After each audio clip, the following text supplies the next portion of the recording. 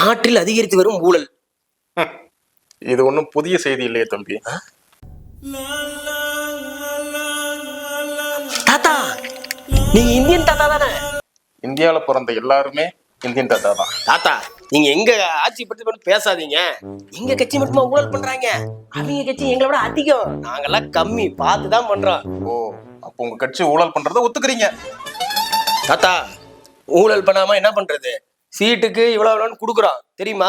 ஒரு MLA seat எங்க கட்சியில வாங்கணும்னா கோடிக்கணக்கில் செலவு பண்றோம். ஊழலை பத்தி பேசுறாரு. அடப்பாவிகளா, சீட்டுக்காக கோடிக்கணக்கில் செலவு பண்றானுங்க. ஆனா அந்த காசை தூக்கி மக்களுக்கு செலவு பண்ணியிருந்தா அவங்களே ஓட்டு போட்டு உங்களை ஜெயிக்க வச்சிருப்பாங்களேடா. ரோட்ல கிடக்குற மது பாட்டில் அந்த பையன் எவ்வளவு அழகா அப்புறப்படுத்துறான் பாருங்க. அடா அடா தம்பி. தாத்தா, உங்களை நினைச்சா ரொம்ப பெருமையா இருக்கு தம்பி. இந்தியன் தாத்தா தானே? ஆமா, எனக்கு தெரியும்.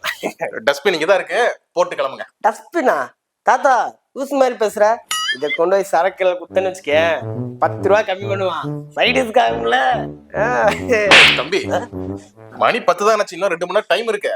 தாத்தா, மெயின் செட் திறக்கிறது தான் 12. இது எப்பவுமே ஓப்பன்ல இருக்கும் சைட்ல.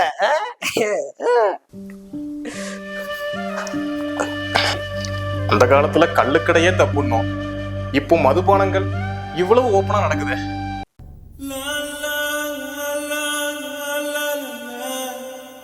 $30,000 அதிகமா கேக்குறாங்க. திடீர்னு $30,000 நான் எங்க போகிறது? தம்பி, ஐயா, நீங்க தாத்தா தானே? ஆமா தம்பி. என்ன ஸ்கூல் வசூல்னு புலம்பிட்டு இருக்கீங்க? அதை ஏங்கயா கேக்குறீங்க? $30,000 ஃபீஸ் பையன் படிக்கிற ஸ்கூல்ல அதிகமா கேக்குறாங்க. நான் வேற நிறைய கமிட்மெண்ட் வச்சுட்டேன், கையில காசு இல்ல. யார்கிட்ட கேக்குறது, என்ன பண்றது ஒன்றும் புரியல. ஸ்கூல்ல ஃபீஸ் அதிகமா வாங்குறது அதிகாரிகளுக்கு தெரியாம இருந்தா அதிகாரிகளை ஏமாளிகள் சொல்லலாம். ஒரு வேளை அவங்களுக்கு தெரிஞ்சிருந்து கண்டுக்காம இருந்தா மக்களை ஏமாளிகள் சொல்லணும். யார குறை சொல்றது? சரி தம்பி, ஐயா, உடனடியா இதை கம்ப்ளைண்ட் பண்ணுங்க. ஐயா, கம்ப்ளைண்ட் பண்ணிடலாம். சரி, ஸ்கூல் நடத்துறது நம்ம கட்சிக்காரன். இதனால ஆட்சிக்கு கட்சிக்கெல்லாம் நல்ல பேர் இருக்காதுல்ல, கெட்ட பேர் ஆயிரும்ல. ஐயா, எவன் வந்தாலும் இப்படிதான் நம்மளை ஏமாத்த போறானுங்க. புதுசா வந்தா மட்டும் மாறவா போகுது. சரி, ஏதான் நம்மாளு, அதுக்காக தான் பார்க்க வேண்டியிருக்கு. மற்றபடி வேற எது இல்லை.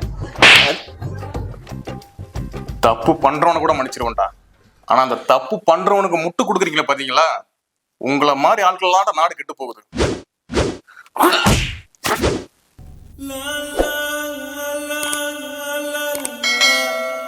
நீங்க மைண்ட் வாய்ஸ் நினைச்சு சத்தமா பேசிட்டு இருக்கீங்க.